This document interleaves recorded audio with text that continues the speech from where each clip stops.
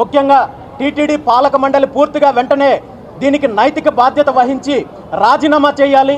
ఎందుకంటే టీటీడీ పాలక మండలి అంటే ఇది రాజకీయ వ్యవస్థ కాదు, వ్యాపార వ్యవస్థ కాదు.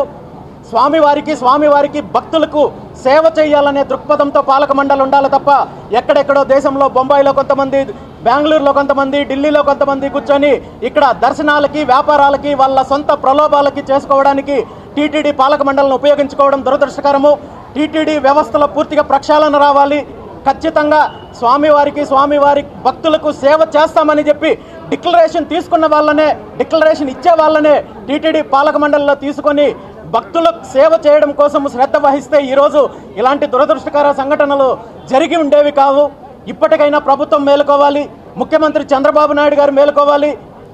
దీన్ని తిరుమల తిరుపతి దేవస్థానం అంటే రాజకీయ కోణము, వ్యాపార కోణం కాకుండా స్వామివారి భక్తుల కోణంలో, స్వామివారి పవిత్రత కోణంలో చూడాల్సిన అవసరం ఉంది, ప్రక్షాళన చేయాల్సిన అవసరం ఉంది.